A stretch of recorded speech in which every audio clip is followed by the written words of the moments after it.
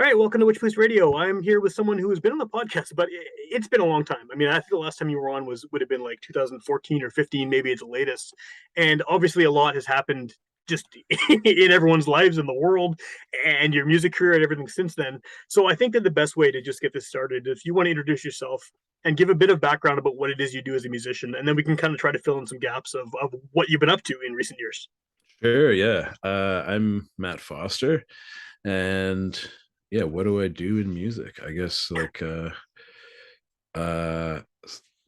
principally a songwriter, I guess, but just put out a record this past week that I've probably spent probably 8 to 10 years on chipping away at making, and it's been a real sort of just a real departure for me in terms of getting serious about um making making happen what I hear in my head, and in the past I've done a lot of collaborative work and a lot of like democratic artistic decision making and stuff, and this past record's been a real process for me to just trust my own guts and move quickly through some of those impulses and like not get weighed down by stopping to ask others, and so it's been a real project for me. And yeah, musically, I guess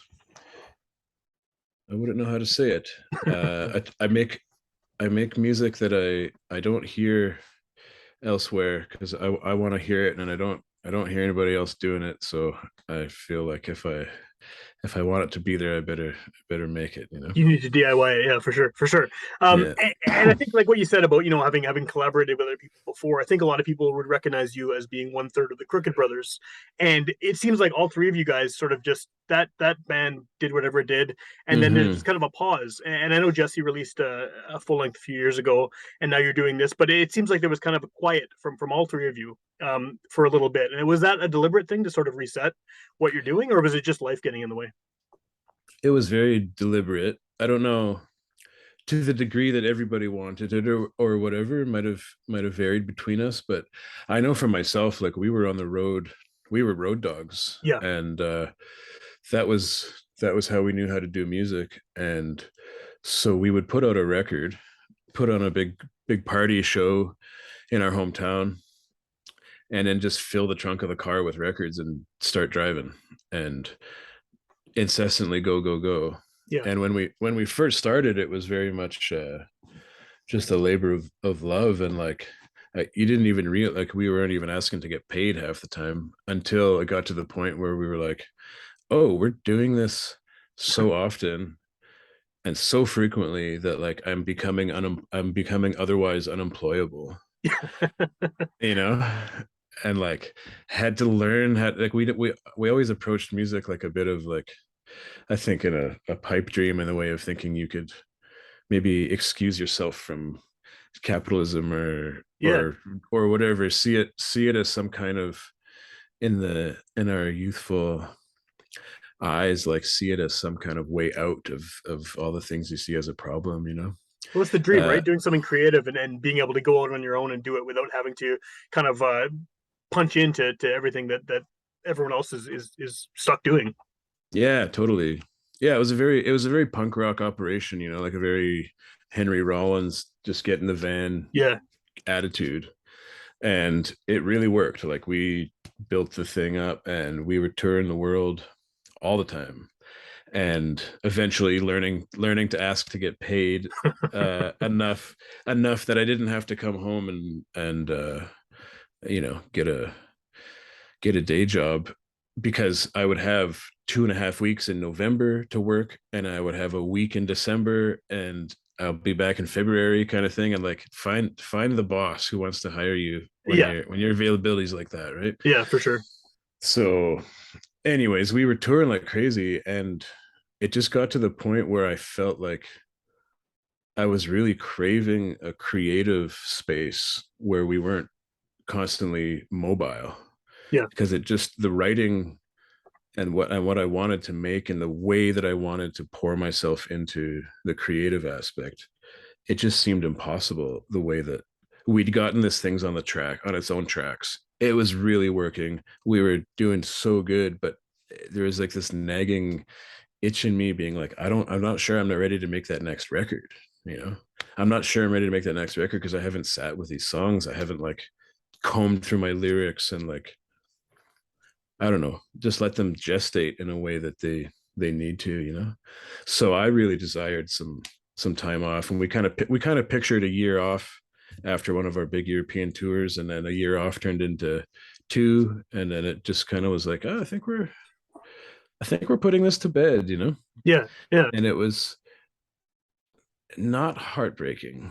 It was very giving. It was exactly what I needed, and I may have seen it coming earlier than I was ready for, or what have you. But it kind of set up the conditions to do what I'm doing now, and I've never been happier in my life with like what I'm making and my relationship to music and how I yeah how what my the quality of what that relationship is, and the cycles it takes to to be happy and engaged with something in a meaningful way, yeah, where you can so quickly like turn your heart's desire into something that like, you can convince yourself like, oh well, I'm living my dream. And it's true, like this was your dream 5-10 years ago, and you've built it up to this thing, and now you're living your dream of 10 years ago. yeah. But like, is it your dream right now, you know?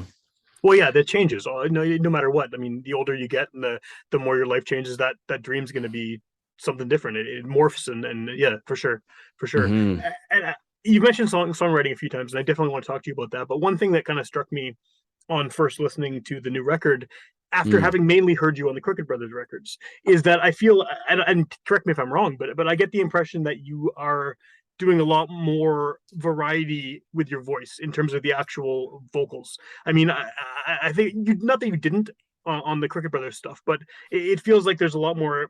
I don't know if experimentation is the right word, but you're trying different things. You're trying, like, you're singing higher than one would normally expect you to sing, Mm-hmm. and not all the time, but from song to song it kind of changes, and it sounds like you're testing out kind of what your limits are vocally. Is that fair?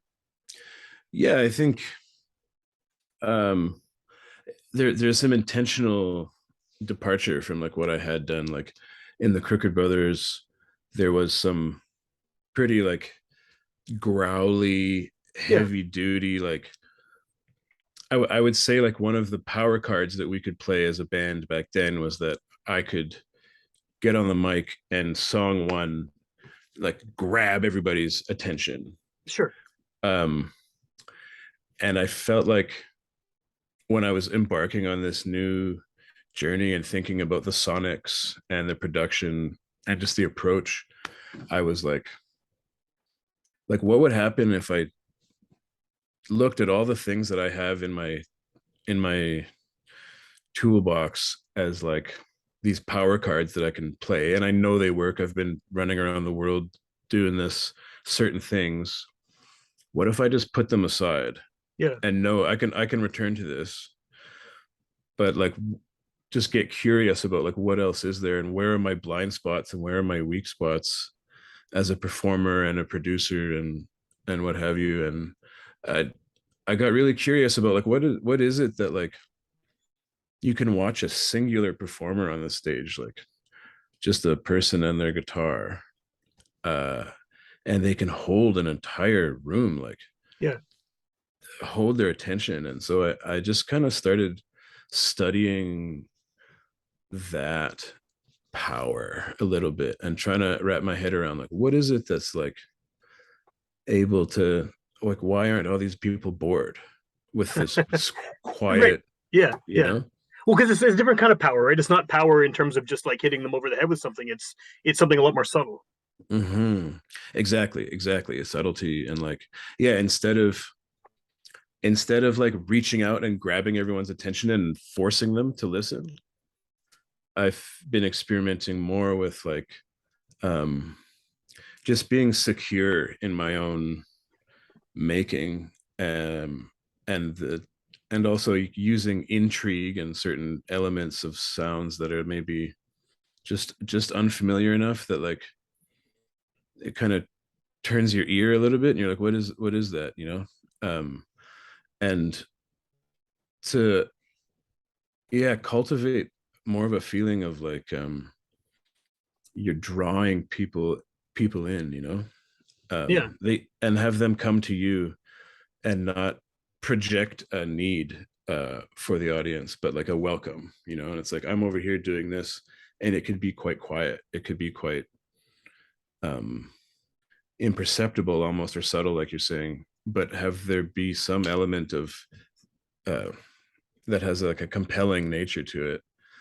And I find it's really magic. Like, you only need to turn one or two ears towards you Yeah. before that contagiously spreads across the room, and then you've got the whole big bar full of people listening, like like you could drop a pin, just like it was a quiet little venue, you know.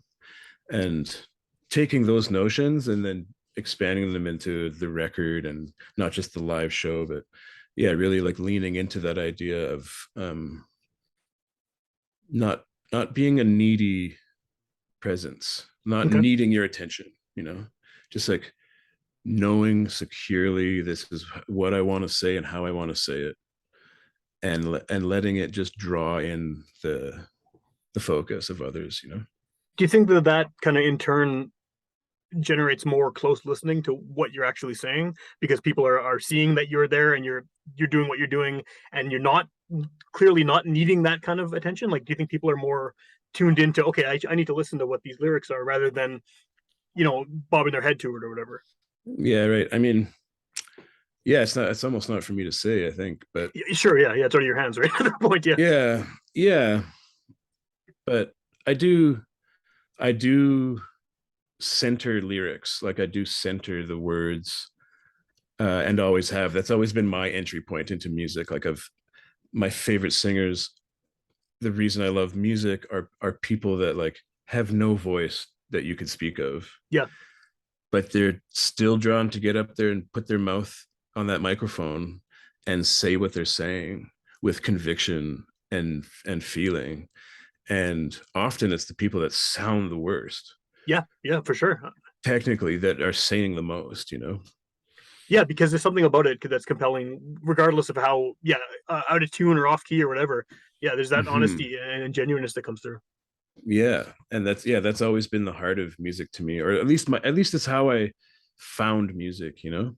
Yeah, And those have always been my heroes. And so the poetry and the words are centered, uh certainly in how I approach things and present them.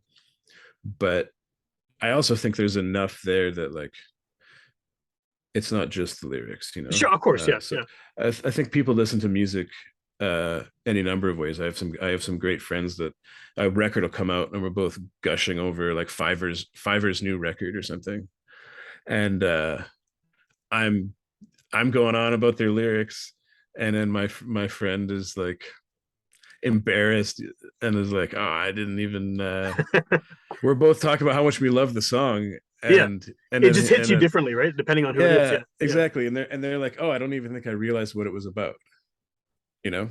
And yeah. so there's just different listeners of all kinds. And uh, yeah, I think you just have to let things be heard, you know, however they're heard. Is there a way to navigate that as a songwriter, especially like in an era where it's not a given that someone's going to listen to a record start to finish? I mean, it's probably more unlikely than not that someone's going to be listening to one song here, one song there, skipping around, just based on the way music tends to be consumed. Unfortunately, right? So, is there? Mm-hmm. I mean, do you have to change anything or sort of tailor the way you write to that fact, or are you cool with just doing it the same way you would have if someone was listening from song one, track one, side one, all the way through? I mean, I make a record because I like listening to records start to Yeah, finish, but and me so too. Yeah, yeah. yeah, and that kind of informs what I'm doing. Um, do I change anything given like the new culture? Like, I don't think so. I certainly let it influence how I'm going to put the record out. You know, Sure. I've never done this lead up to a release where I'm putting out singles, and that's never been my game. But it's just the world that we live in, and it's been a really beautiful practice. You just respond to what is here and before us, and I don't know if it's good or bad either way. I think as an artist, if you're putting a record out hoping everyone's going to listen to the whole record, like you're setting yourself up for some heartache, I think. Probably, yeah, yeah, But just like anything, you put out what you need to put out, and like it'll ring true where it rings true. And like if you just don't mind about scale, right, but think about the quality, of the relationship. And like if you can dig up you know some some deep stuff from within you that's hard to talk about in the first place, and feels like some of the loneliest, part of yourself, and turn it into something that you can sit in for a minute, and somebody else finds it. And man, there's nothing like that kind of connection, where you go through the loneliness to find some of the deepest connection between each other. yeah, It's yeah. like, mhm. Well, and that's the quality. It's the quality of the listener versus the quantity. I think that is a good way to say it, right? You want someone who's gonna sit with it and appreciate it for what it is, and kind of just let it wash over them, and take in the whole thing, rather than someone who's just a click and it gives you a number on a screen, right? Yeah, yeah. I mean, Both are good. however, You get listeners either way, but exactly. There's, well, yeah. Again, I think just like how people listen is up to them, and I don't want to. I wouldn't attach myself to trying to change anyone's behavior or sure. what have you. But the capacity to put it out, and the depth of the communication that happens between the music and the listener, and like, you can't beat it. And like if you get a little sliver of folks that all really deeply connect, like those are your folks. So Yeah, those are your kin. And like when you cast that net this time around, putting your record out or putting this show on or like whatever, um you've caught this little sliver. But like within that sliver just goes, if you follow that out, it gets wider and wider and wider, and it's actually more people than you could probably ever know. probably, yeah, yeah. From anywhere So too, just based on how it happens now. exactly, yeah. And so just trusting that, like, if you just trust the music and follow it and do what needs to be done to make it the best it can be, and don't sweat, shaping it to fit the current culture or whatever. I think i I mean, I have to just trust that that's the way to go, because if I started trying to think about how best to hit, Yeah.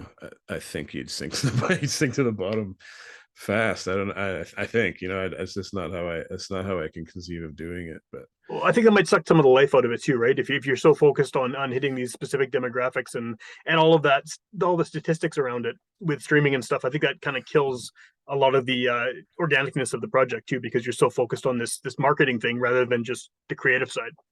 exactly, yeah, exactly. I did see a concert, a festival this summer in Revelstoke, and one of the headliners, I couldn't believe, like, her songs were like 40 seconds long. They were like bangers. Like they would just come out and just hit, and there was like a hook and a thing in the middle, and then the hook again, and then it just vacuumed out. And I was like, man, I was just getting into that. Like that's over. Yeah, yeah, Oh, that's crazy. And then song after song after song was like that, and I was like, oh man, like this is really playing to the attention span of yeah, today. yeah, Like, and I didn't think it was bad. It took some getting used to, because I like to sit in a thing, like I like to, when I'm like in what I make, even like I like to create a feeling, and the lyrics might obliquely kind of address the subject, but the real subject is in how the song feels, and like what you're feeling as the meaning is more yeah, what what's there for me. And to get there, it takes some sustained time You and need to build effort. that feeling. Yeah. Hmm.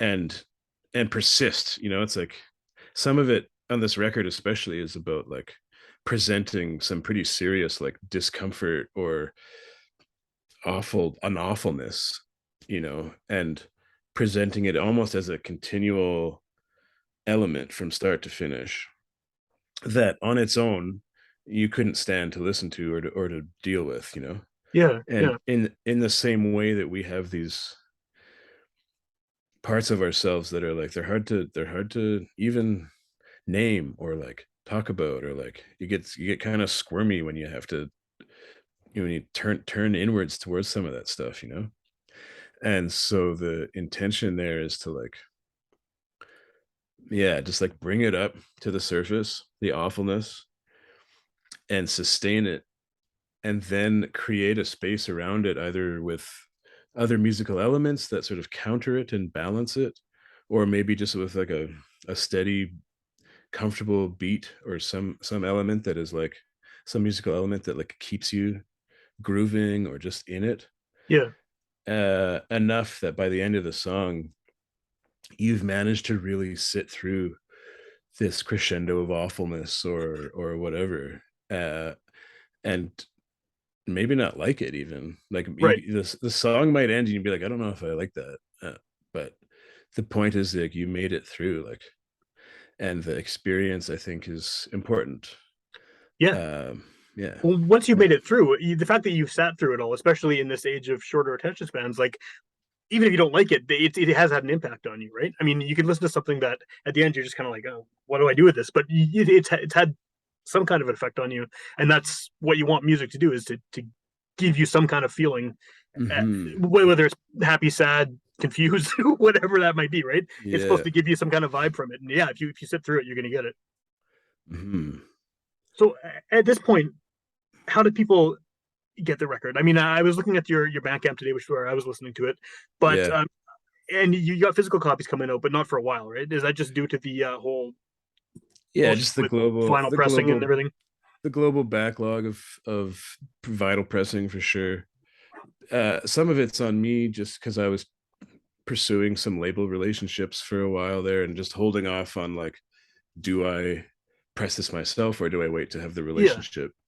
And there's some irons in the fire there, and then I was making this album thankful to a Canada Council Arts grant, and there's kind of a deadline on like, you've got to put this project out within this window. yeah, So the release date digitally allows me to meet that deadline, get in all my orders for physical, and then I can have a proper. I'll have him in hand in the new year. But yeah, wanting to also, I'm kind of like the idea of letting the digital release, because it's my first record, because I haven't played too many shows. uh when I go to play the big album release show, it'll be nice to have let the songs meet a few people. yeah, yeah. Sure, people you can know be intimately familiar with them by that point. Yeah, yeah, yeah, so that I don't come out on stage and have to sell every note of a song to from the stage, that there's a bit of a pre-built relationship there. yeah, yeah. That's um cool. yeah. Yeah. Are you intending on playing a lot of shows until the kind of formal release show? Yeah, here and there. I probably won't do anything too huge until I launch the actual CD, the actual record. But I've got one coming up at the Forks right away. I don't know how quickly you release these This will be out interviews, this but week. okay, cool.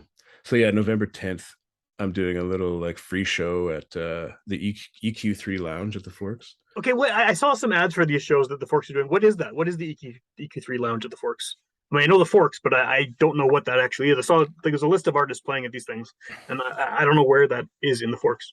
I'm kind of only guessing at this point, but I think the EQ3 Lounge must be on the second floor, where there's that like pretty nice set of furniture and coffee tables, and it looks like a bit of a workspace area. Oh, okay, yeah, I imagine that's what that is, but I cannot confirm yeah. Well, it's at the Forks, anyways. exactly where Yeah, the show is. Yeah, yeah. yeah. Cool, cool. And then, like at this point too, the good thing about this being a podcast is someone could hear it this week when it comes out, or they could hear it a year from now, and by then, the record will be out physically. You might be doing a bunch more shows. Who knows? What's the best way to keep up with what you're up to as far as where you're playing, when people can get the physical copies, where they can hear you, that kind of thing? Yeah, right. I mean, the absolute best thing to do is like shoot me your email address, either just DM me an email address and I'll get you on the my emailing list. Um, you could also just shoot me an email at mattfostermanagement@gmail.com, Okay. or just hit the socials. But the email list is really kind of where it's at in terms of just building a relationship with my audience, so that by the time Instagram goes MySpace, that we can still be talking to each other down the road. And that's kind of that's that punk rock, Yeah. punk rock thing, like just having a one-to-one relationship between myself and the folks that I'm playing to is so important, because if we can remove all the middle things, then we just hang, we Yeah. can just make music and listen to music and get all the extras out of there. But I'm also having all kinds of fun on Instagram and stuff. It's like it's new to me. I basically got a phone so I could release this record. I didn't really do the internet before that, and I was living without a computer and without a phone, uh, which was a very beautiful. Yeah. I bet. Yeah. It was a very beautiful existence. Very patient, Yeah. a very patient. Uh, Less distractions for sure. yeah, it was a very different life, but I also have just been kind of. It was kind of novel. I was telling somebody how much I like loved getting to get on Instagram. I was like, I'm just following all these skateboarders and just like just watching these skate videos, and just yeah, just I think people are pretty tired of the shopping mall that it is or whatever. But Yeah. Yeah. But if you're new to it, it's fun, right? You can, yeah, yeah, you and can I yell at think celebrities. You can get people to talk about your record. You can do all that stuff. Yeah. yeah, and there is just an opportunity there to like, as much as there is a culture built in around these platforms about like get in, get out, like splash your thing on, like don't make it look like you're just hanging out in the app too much, even though you're all in there. There's a real opportunity there to just speak to one another and say hi. And so some of the most fulfilling things I've had happen on social media is like just people hearing the record or coming to a show and like reaching out and saying hi. And instead of like sending a high five back and being like, thanks, peace, Yeah. uh, just taking the opportunity to like open the conversation and say, oh, like what did you really like about it? Because I'd love to hear it. Well, and that Especially helps. That helps, I think, the listener too. The fact that it's like not just a stock response, a thumbs up or whatever. It's actually, yeah, Mhm. you want to know why they like it, and you want to know the details for sure. Yeah, like I love touring. I love meeting. I'm a people person. Like I want to know everybody. And post pandemic, man, when that pandemic happened, music got real lonely there for a while, Yeah, for sure. and got saved by Natalie Bourne, who I'm sure you're familiar with. She started a song every week club in the I think deepest, I've heard of this. darkest Yeah, of yeah, the pandemic, and like, man, just like I got a little baby. Uh, I'm like hiding out every week trying to meet this deadline to write a song. I'm literally got my laptop or my phone on top of my toilet seat. I'm straddling the toilet, sitting on the floor, whispering quiet of enough that course. Yeah, like, just like trying not to wake anybody up, but I'm staying up all night till the sun comes up and then hitting send finally in the morning, being like, oh, I finally got a song out. And then so the deal is you send in your song for the deadline. The next day or two, you get a whole playlist back of what everybody sent in. that's cool. And what you send in, there's no real parameters on the quality or shape of it. Yeah, Basically, send in something you're working on, hopefully a song, but maybe it's a sketch or maybe it's a lick, or yeah, yeah, just do it. And the more you put in, the more you get out. But if you don't send it in, if you miss the deadline, you kicked out of the group. And like it seems like low stakes, but like, man, It's consequences, yeah. in the middle of that pandemic, that community, we weren't even saying anything to one another. It was like you send in a song, maybe a little blurb about what it's about, and that's it. And that made it very digestible. You know, you get like 30 songs to listen to, but there's no homework, there's no like Yeah, critique, there's no whatever. It's just making, and something to call you back to the table. And it was just so amazing to not feel alone in that. You know, I was like, oh, there's these other people locked in their houses, like uh struggling to make things and like tap into what matters, even in this age of like, are we ever going to gather again? Like, yeah, scary questions when you're when it feels like your purpose is to make music and to come together around it, you know. for sure, for sure. So that really saved me. Yeah, Awesome. man. Hmm.